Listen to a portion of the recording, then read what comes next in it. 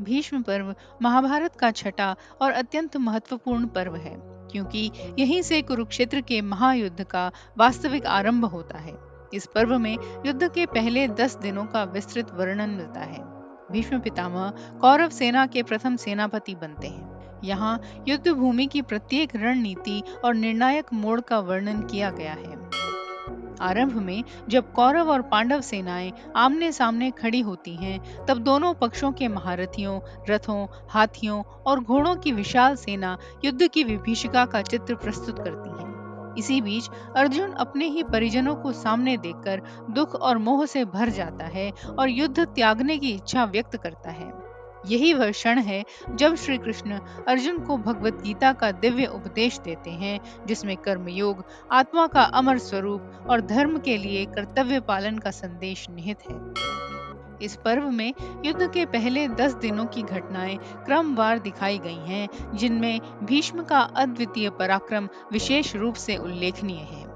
वे अपने वचन के कारण पांडवों पर पूरी शक्ति से प्रहार नहीं करते, फिर भी उनकी वीरता और युद्ध कौशल अद्वितीय रहता है।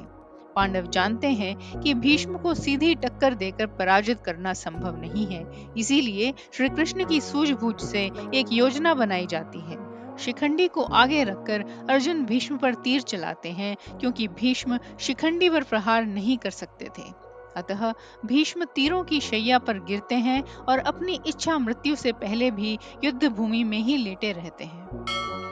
इस पर्व में श्री कृष्ण का वह प्रसंग भी मिलता है जब वह सुदर्शन चक्र उठाकर अर्जुन को प्रेरित करते हैं, हालांकि प्रत्यक्ष रूप में युद्ध में हस्तक्षेप नहीं करते। साथ ही भीम, अभिमन्यु और अन्य वीरों के पराक्रम, व्यूह रचनाओं का विश्लेषण और युद्ध की नीति विधि का विस्तृत विवरण मिलता है। कुल मिलाकर भीष्म पर्व महाभारत का ऐसा खंड है जो धर्म, कर्तव्य, वीरता और आध्यात्मिक ज्ञान सभी का अद्भुत संगम प्रस्तुत करता है। भीष्म पर्व की शिक्षाएं जीवन, धर्म और कर्तव्य के गहरे सिद्धांतों को उजागर करती हैं।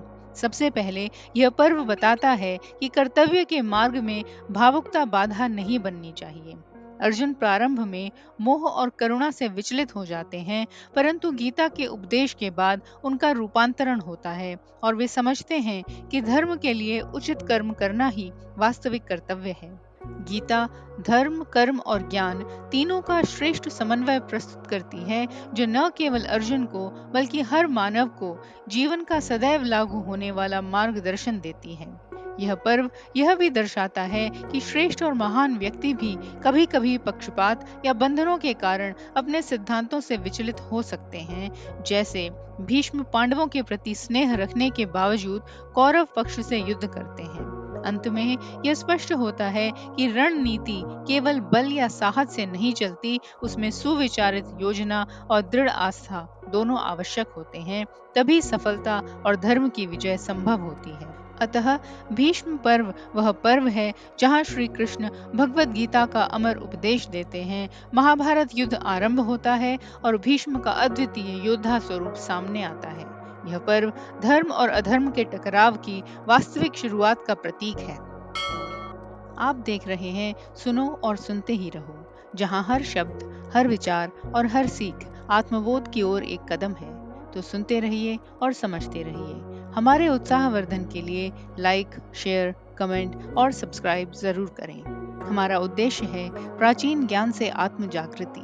यदि आप इस मिशन में सहभागी बनना चाहते हैं, तो चैनल ज्वाइन करें और इस यात्रा में हमारे साथ चलें।